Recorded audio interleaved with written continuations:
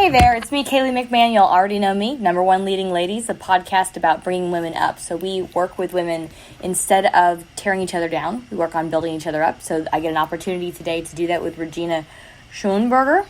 I tried really hard to pronounce her last name right, but she's going to introduce herself and fix that for us. So thank you guys for tuning in today.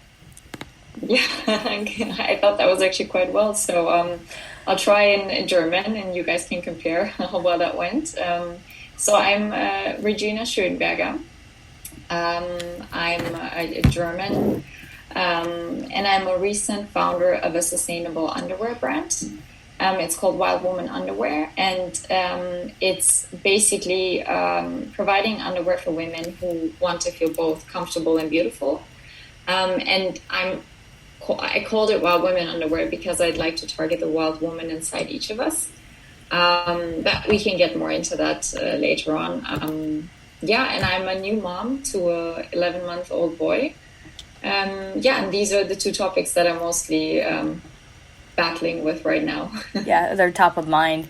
Well, thank you so much for taking the time today to speak with us. So we like to talk a little bit about what it's like to actually make it happen in business. So there's all kinds of different stages that the ladies that are on the show represent, whether it's, okay, I've exited at $500 million, or I haven't even really started yet, or I'm somewhere in the middle working on scaling or funding or different parts of the process, but everyone's lens is a little bit different. Some women have children, some don't.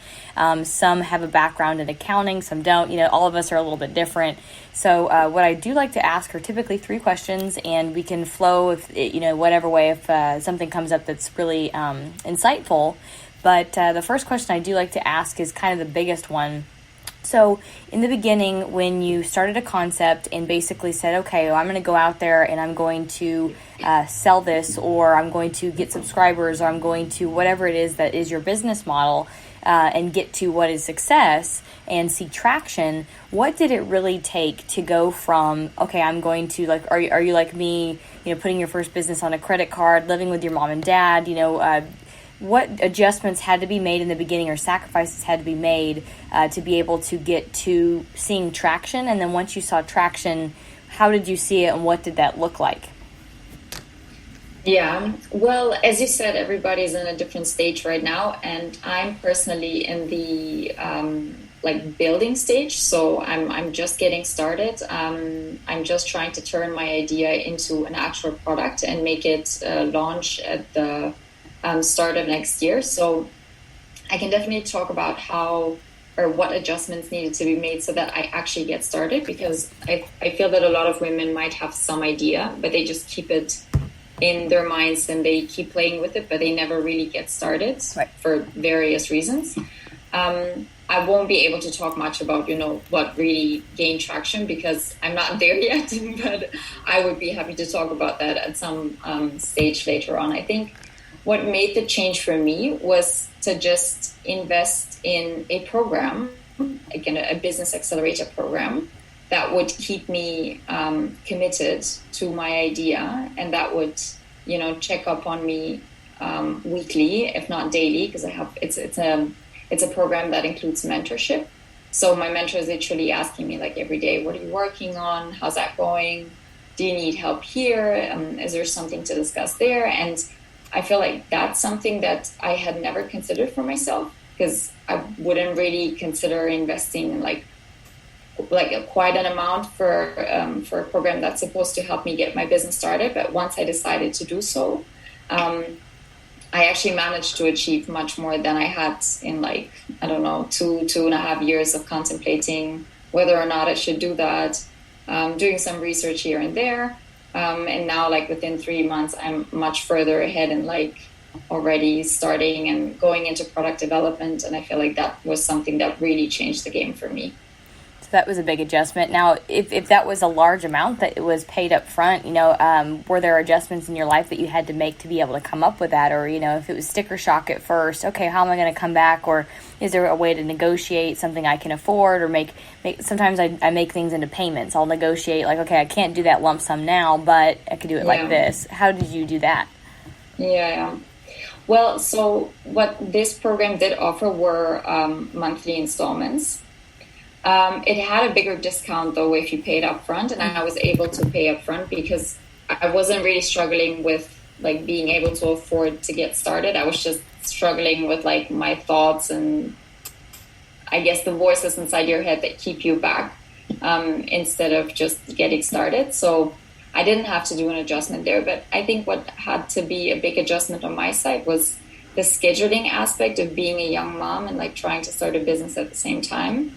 So that was something I had to align with my husband because, you know, he also has his job and his plans, and we needed to sort of change our daily rhythm to make sure that I have enough time to dedicate to my business. And I think that's really important to have that conversation and, you know, make a plan where you know for sure, I don't know, from 9 to 12 or whenever is my time to work on my business. And sure, you need to stay flexible, but at the end of the day, that adjustment needs to be made. And that was also really helpful in kind of getting the ball rolling and yeah. So get your, you know, friends and family are supposed to, you know, those people you're with all the time, especially when you have children. That's a great example of exactly how to handle it. Like you just laid it out there, you know, a couple of hours. Let's stick with that kind of like time blocking. Okay, my time, business time, your time. So that's great advice, you know, to be able to have, you know, okay, enroll your spouse in what I'm doing, but how do you do it? So that was a very good outline of kind of how to do it. And then I guess as far as traction, what I mean there is the ideas. So typically whenever there's an idea of what we're going to create as a product or service, there's got to be some kind of demand out there. So usually what we'll do is go gather data or research, you know, like where is it needed by interviewing people and some other things like that.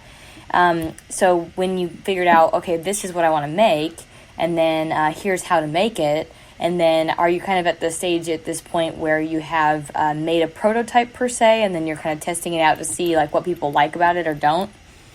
I'd say I'm a few steps before that stage. So I basically have the idea of the underwear, and then I did run a survey, and I interviewed probably 20 of my closer friends and asked them a bunch of questions of what they dislike about their underwear, and like tested some of the ideas that I had. And now I'm in the prototype phase. And yes, the next step would be to take those. So I decided on a few styles and then test those with people that I know, people that I imagine would be my target customers or would be interested in that underwear, and see how they like it, and basically stay flexible to include that feedback into the production or like the pre-development phase, just to, you know, at the end have a product that people will actually want to buy and get out of this, you know,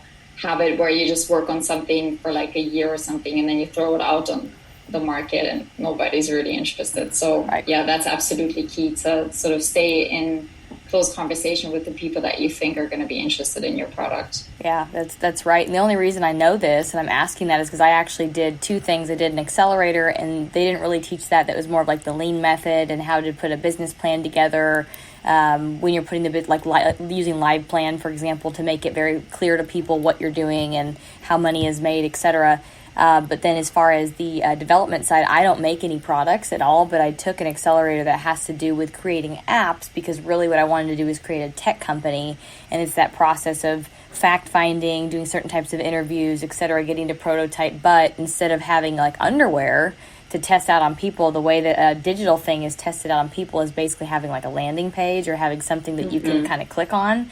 And then, you know, if the button doesn't lead somewhere, it's like an error button, but it's just to see if they'll click on certain things. But anyway, it's feedback regardless. So we just kind of got down into the nitty gritty of each step in the process, because I think when you're thinking about getting started, not just those adjustments, but also, you know, like how do you get I was victim of let's just start let's start creating stuff. You know, like I went ahead and paid money to create an app in development. What I really should have done was done those interviews exactly how you did, get the data to figure out where is my bias and what do people really want and need.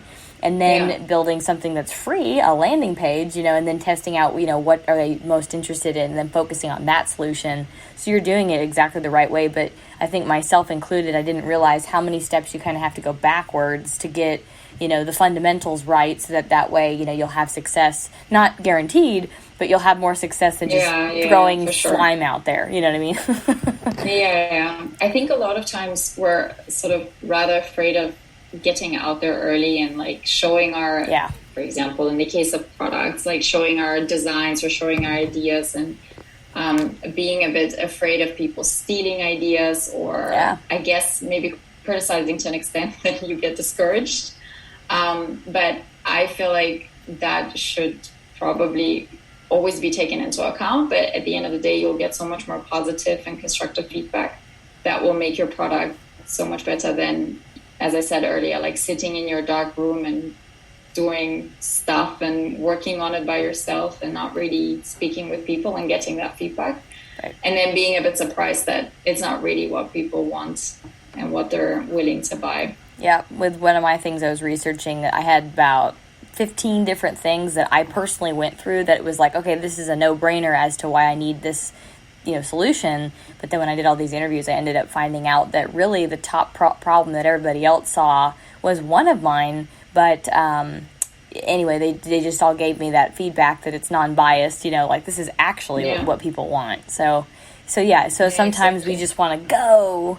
But I mean, okay, if you want to go and you want your business to die, go ahead and go crazy, and then, there's no award for overworked woman of the year, I got to say that. So really, like, if you want a business that's going to turn into something, it's got to be the long game in mind. So you've got to just kind of set it up right. So you're totally doing it right, which is awesome. For example, for those who are interested in doing kind of more of a product development, because I don't know, you're the expert in that. One of the other things that we like to ask our guests is, what would you say so far has been, and you can answer this in whatever way you want to, what has been your biggest lesson?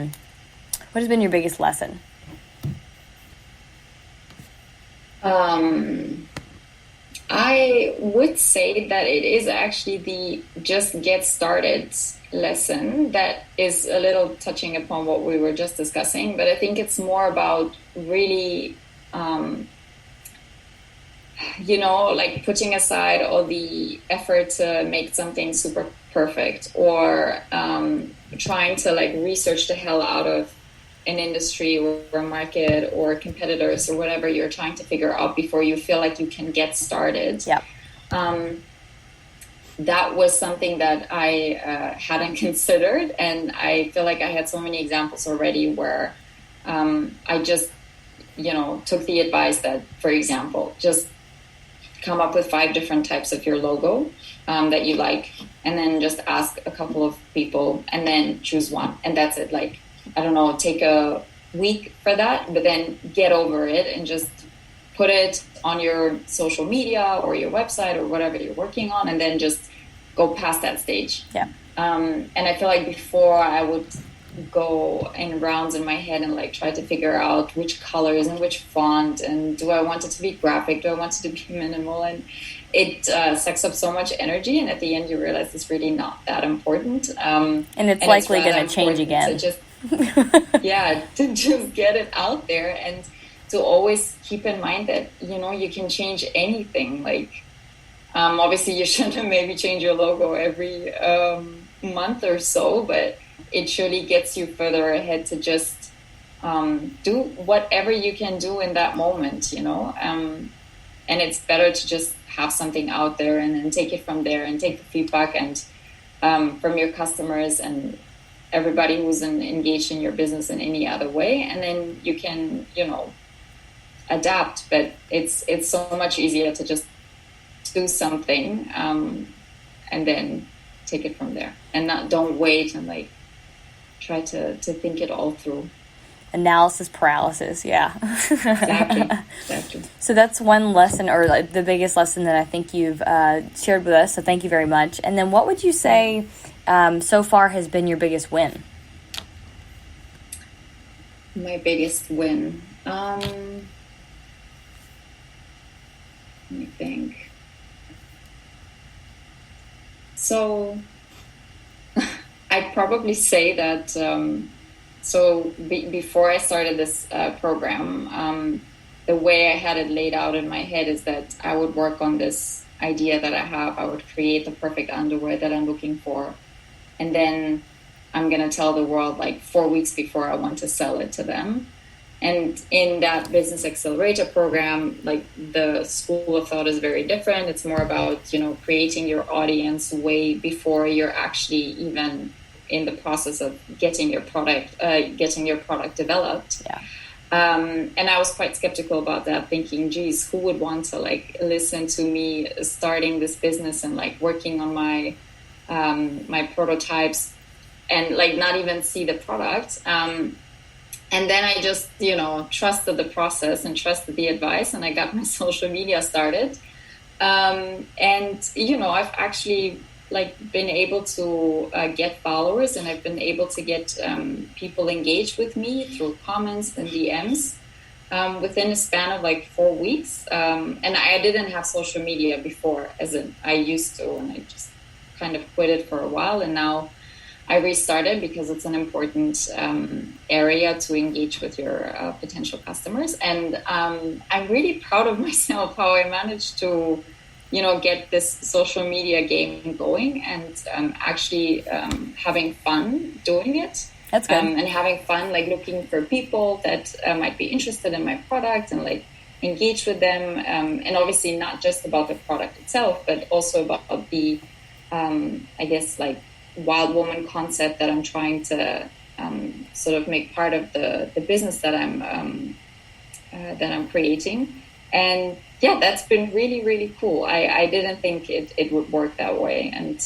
yeah, that's my biggest win, I'd say, in the last few weeks. I really like that name, by the way. I think that's really cool. Like, just because part of it kind of ties in with, our mission and our why over here at Apartment Queen Investments. But, yeah, I like that it's kind of challenging that, what is that slogan? It's well-behaved women rarely make history, something like that, and that's very much who I am. That's very much, I've toned certain things in a different direction as far as like, words, I'm trying to be a little more articulate, trying to make sure that I can get my point across, certain things like that I've tweaked, besides just being, raw, but everything else, I suppose, is just like, I like wearing workout clothes. I don't like to do my hair. Like, I don't, I just do whatever, because to me, whatever it is that you're bringing of value, is more important than silly things like that. If you ask me, I think formalities are stupid. So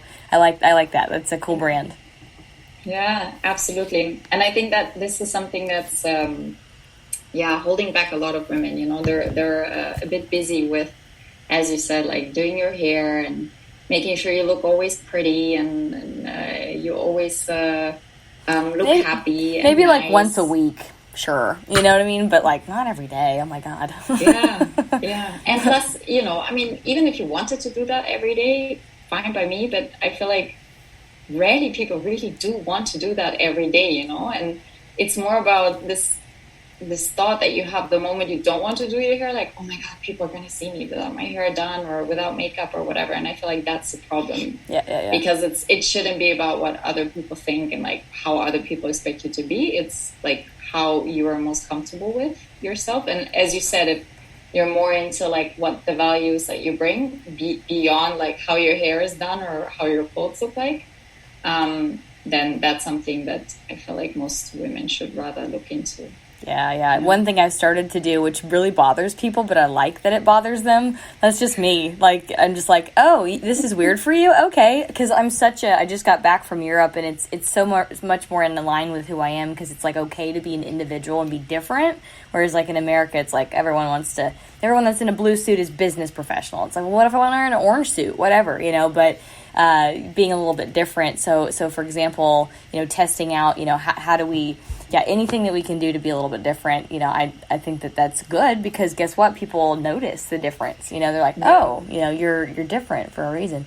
But going back to that win of social media, can we go a little bit deeper, a little bit more granular into how you're doing that, and what do you see that's working for you? Because I think that each industry, all of us that offer different services, products, etc., like the traction channels as far as, PR, Facebook, Instagram, Twitter, whatever the different platforms are, guest podcasts. I mean, each traction applies differently to each business. What are you having the most success with so far?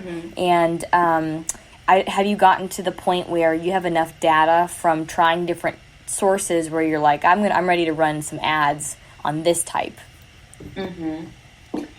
Okay, so I'd say that as like from the start, I focused on basically two different things. One being Instagram as a social media platform, and the other is like guest blogging, guest podcasting. And that's why I can't speak much about Facebook or Twitter or YouTube or any other platform, because I decided that I'd rather do one really well than trying to be present on all and like doing all of it mediocre, because what I find is that Instagram takes a lot of time. And it's a lot of time to do your own posts and to do your own stories. And I've not even started yet to do reels. It also takes a lot of time. You got to get going on those. You got to get going on those. Like the algorithms are baller. I know. I have a video. I don't have that many followers, I don't think, but I have a video that was. All you got to do is look at other people's reels and find something that like in your heart like applies to your why or your business or your kids or your daily life or something that actually matters to you because you want to invoke emotion. And then you just copy the audio, keep it, save it, and then make a video about you using the same audio. And it's got to be quick and short. But I have a video that after trying it for like a month or so and kind of figuring that out, 15,000 views, that's insane for me. It's usually like, because what I do is I keep myself very well covered. I'm all about education. I'm a little weird. I'm not about like, hey, look at my, body kind of person. And so I am educating. So usually I get less watchers than other people. But definitely get on that reel train. It's good, especially if you're teaching someone something that brings them to want to ask you more questions. Then you'll start getting more DMs also with people going, oh, well, how do I enroll in that or buy that or whatever? Yeah, for sure. Yeah, I mean, that's why I'm also super like early in the journey. But what I do find is that it is creating engagement when you start posting about something that's not just like talking about underwear as the product, and that's what I've been getting deeper into in the last few weeks to, talk about the wild woman and the spirit of the wild woman and what does that mean, and trying to engage the followers that I have so far. Again, I'm also not like, I don't have many followers yet, but I'm kind of seeing that there is much more response when I talk about what this, I guess, underwear business stands for, rather than like underwear as such. Obviously, at the end of the day, I'm selling underwear, or I'm going to be selling underwear, but that's also just the start. What I really do care is about, I guess, what women define to be womanhood, and how they see themselves as women, and how that can be changed, and how that can be different. And I feel like that's much more powerful than just, putting out there like, 100%. 100%. Like that's how people remember you is how you make them feel, like, oh, this, like my brand, because you got to have your story, you got to have your, evoking emotion, like making somebody feel a certain way. So for us, it's like, how do I make a woman feel in charge, empowered financially, and like she can handle anything that comes her way. So that's, and then, that's a great way, because everyone's like, oh, I'm going to think of wild woman because I feel like I can just be myself, or whatever it is that it ends up being. Yeah, that's awesome.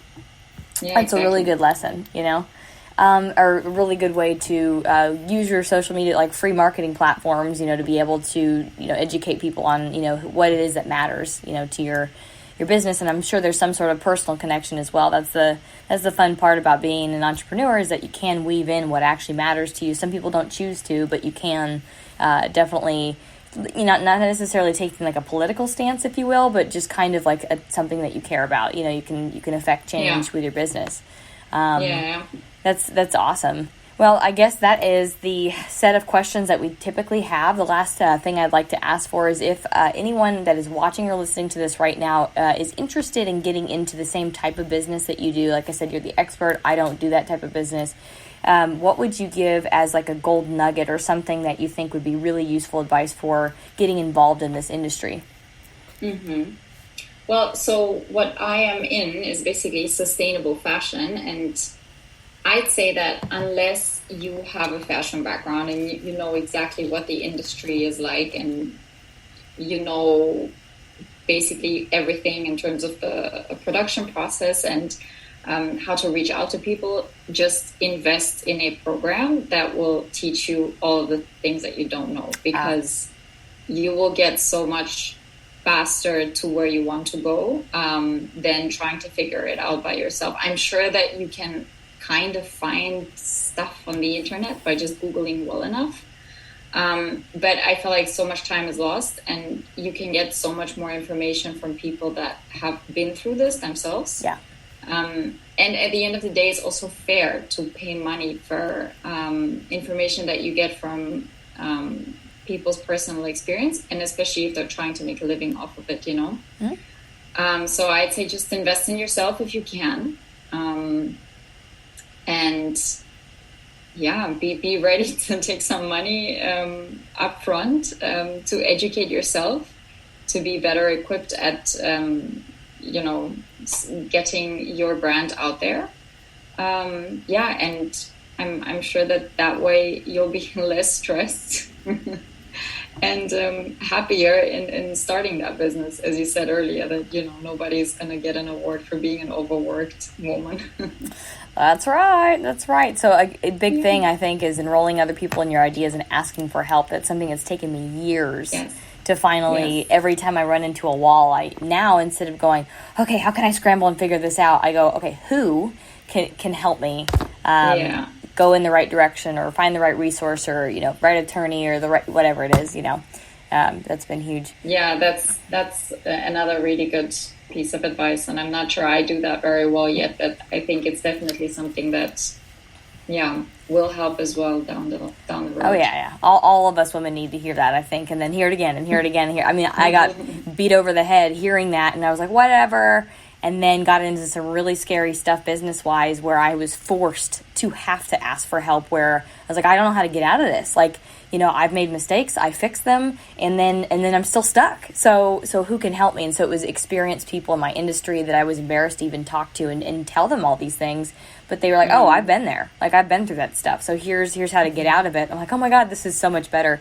And the book, Who Not How, if you've never read that, or if anyone that's listening has never read that, that would be one that I would definitely try that early on, maybe somewhere in the middle. Also read it again, maybe, read it again, because that needs to be reinforced. Yeah, that you're not alone, and we need each other. I think our strength is particularly in each other, in other women. So I reach out to other women as much as possible. Well, Regina, thank you so much for being on here today. Audience, thank you so much for listening, watching, reading, depending on what format you're seeing this in later. And we look forward to having you get more involved with women entrepreneurs, so that you can see through our lens and understand, maybe if you're in the same situation, how you can do it, how you can also do it too. And again, Regina, how can our audience get a hold of you? I guess that's the last thing. Well, thanks for having me. I didn't say anything yet. It was really nice to talk to you. And whoever wants to reach out can find me on Instagram, Wild Woman Underwear. And you can also find our website, wildwomanunderwear.com. It's a landing page for now, but there will be more stuff coming in the next few weeks. Okay, very cool, very exciting. Mm-hmm. I look forward to seeing that in the next couple of weeks. I will actually go follow you on Instagram, and if anyone wants to share this episode, please do, and we'll also share it again on LinkedIn and some other places shortly here soon. Thank you so much for listening today.